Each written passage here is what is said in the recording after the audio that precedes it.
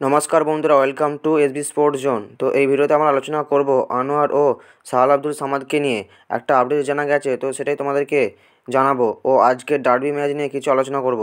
ও এই ডার্বি ম্যাচে কোন দল এগিয়ে আছে সেই সব নিয়ে আমরা এই ভিডিওতে আলোচনা করব। চলো বেশি দেরি না করে ভিডিওটা শুরু করা যাক। প্রথমেই আমরা কথা বলবো সাহাল ও আনোয়ারকে নিয়ে। কাল থেকে মোহনবাগান সমর্থকরা অনেক জায়গায় তারা প্রশ্ন করেছে এটাই যে আনোয়ার ও সাহাল কি ম্যাচ ফিট। তো মোহনবাগান সমর্থকদের আমি একটাই কথা বলবো, ফাইনাল আপডেট এটাই যে সাহাল ও আনোয়ার এরা দুজনেই ম্যাচ ফিট। তো আমি ভালো একটা সোর্স থেকেই খবরটা জানলাম। আমি তাদের জিজ্ঞাসা করেছিলাম যে সাহাল ও আনোয়ারের ব্যাপারটা নিয়ে, তো জানার চেষ্টা করি। তো তারা আমাকে এটাই জানায় যে সাহাল ও আনোয়ার এরা দুজনেই ম্যাচ ফিট। তো মোহনবাগানের কোচ চাইলেই এতে দুজনকে আজকে ডার্বি ম্যাচে প্রথম থেকেই নামাতে পারে। তো এই খবরটা আমি তোমাদেরকে এর আগেও দিয়েছিলাম যে আনোয়ার আলী ম্যাচ ফিট হয়ে গেছে। এরপর আমরা আলোচনা করব আজকে ডার্বি ম্যাচ নিয়ে, এই ম্যাচে কোন দল সবথেকে এগিয়ে। তো প্রথমেই তোমাদেরকে একটা কথা জানিয়ে রাখি, অনেক নিউজ চ্যানেল মোহনবাগানের এক্স প্লেয়ার, ইস্টবেঙ্গলের এক্স প্লেয়ারদের কাছে এই প্রশ্নটা রাখে। তো প্রশ্নটা হলো যে এই ডার্বি ম্যাচে তুমি কোন দলকে এগিয়ে রাখছো। তো তারা তাদের মতন করে এক্সপ্লেন করে, তো অনেকে অনেক কিছুই বলেছে। কিন্তু আমার মতে ডার্বি ম্যাচ হলো আইএসএলের সবথেকে বড় একটা হাই ভোল্টেজ ম্যাচ। তো এইরকম হাই ভোল্টেজ ম্যাচে অনেক কিছুই ঘটেও অনেক কিছু ঘটতে পারে। এরপর যদি আমরা কথা বলি কোন দল এগিয়ে, তো আমি তোমাদেরকে একটাই কথা বলবো যে এই ডার্বির মতো হাই ভোল্টেজ ম্যাচে কোনো একটা দলকে এগিয়ে রাখাটা ভেরি ডিফিকাল্ট। আমরা যদি আইএসএলে আগের মরশুমের কথা বলি, তো আগের মরশুমে মোহনবাগানই ছিল একটু বেটার সাইড। আর এই মরশুমে কোয়াদ্রাতের আন্ডারে ইস্টবেঙ্গল ভালোই পারফরমেন্স করছে। তো আমি দুটো দলকেই 50-50 ধরবো, কারণ দুটো দলই পারফরমেন্সের দিক থেকে ভালোভাবেই এগিয়ে আছে। হয়তো ম্যাচটা ড্র হবে, আর না হলে হয়তো কোনো একটা দল জিতবে। তো আজকের এই ডার্বি ম্যাচে অনেক কিছুই নাটকীয় জিনিস ঘটতে থাকবে।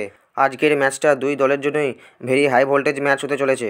আমার মতে এতদিন যতগুলো ডার্বি হয়েছে সেগুলির থেকে আজকের ম্যাচটা সর্বকালের সেরা ডার্বি ম্যাচ হতে চলেছে। কারণ এটাই যে যদি ইস্টবেঙ্গলের কথা বলি, ইস্টবেঙ্গল সুপার কাপে সেমিফাইনালে মোহনবাগানকে হারায় ও তারা সুপার কাপ ফাইনালও জেতে। তো ইস্টবেঙ্গল চাইবে যে তারা তাদের জয়টাকে যেন ধরে রাখতে পারে। এরপর যদি আমরা মোহনবাগানের কথা বলি, মোহনবাগান লাস্ট সুপার কাপে ইস্টবেঙ্গলের সঙ্গে ডার্বি ম্যাচ খেলেছিল, তো সেই ডার্বি ম্যাচ মোহনবাগান জিততে পারেনি। তো আইএসএলের সেকেন্ড লিগের ফার্স্ট ম্যাচ তাদের ডার্বির মতো একটা হাই ভোল্টেজ ম্যাচ দিয়ে শুরু হতে চলেছে। মোহনবাগান এই ম্যাচে তাদের আগের ডার্বি ম্যাচে হেরে যাওয়া বদলা নেওয়ার চেষ্টা করবে ও তাদের জয়ের ধ্বনিটা ফিরিয়ে আনার চেষ্টা করবে। তো এই ডার্বি ম্যাচটা মোহনবাগানের জন্য একটু অন্যরকম হতে চলেছে। তো তাদের কোচ চেঞ্জ হয়েছে। এখন দেখার বিষয় এটাই যে হাবাস দলকে কোন ফরমেশনে খেলায়। হাবাসের আন্ডারের দল এই কদিন প্র্যাকটিস করে ডার্বিতে কেমন পারফরমেন্স করে, এটাই আমাদের দেখার বিষয়। একটা কথা বলা যেতেই পারে, হাবাস এখনও পর্যন্ত কোনো ডার্বির মতো হাই ভোল্টেজ ম্যাচ কোনো দিন হারেনি। তো আগামীকাল ডার্বি ম্যাচের প্রেস কনফারেন্স ছিল, তো সেই প্রেস কনফারেন্সে হাবাস এটাই জানায় যে হাবাস বলে আমি এখনও পর্যন্ত কোনো ডার্বি ম্যাচ হারিনি। তো হাবাস কালকে এটাই জানায়। তো এরপর আমাদের এটাই দেখার যে আজকে ডার্বি ম্যাচে শেষ ম্যাচ কী ফলাফল হয়। এবার ব্যাপারটা হলো এটাই যে ইস্টবেঙ্গল এই কদিন হলো সুপার কাপ চ্যাম্পিয়ন হয়, আবার তারা ডার্বি ম্যাচ খেলতে এসেছে। তো তারা কোনো মতেই চাইবে না যে তারা এই ম্যাচটা হারুক।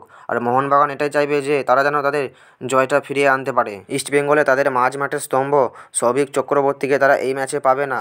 এবং মোহনবাগান কিনা একটা আপডেট বেরিয়ে আসে, সেটা হলো যে যেটা শোনা যাচ্ছে যে মোহনবাগানের রাইট ব্যাক আশিস রায় প্র্যাকটিস করার সময় একটা চোট পায়। তো সেই চোটের কারণেই যেটা শোনা যাচ্ছে যে মোহনবাগান এই ম্যাচে তাকে পাবে না। তো এই ছিল আজকের ভিডিওর সামান্য কয়েকটা আপডেট। তো আপডেটগুলো তোমাদেরকে জানিয়ে দিলাম। তো ভিডিওটা যদি ভালো লাগে ভিডিওটা লাইক শেয়ার কমেন্ট অবশ্যই করে দিও।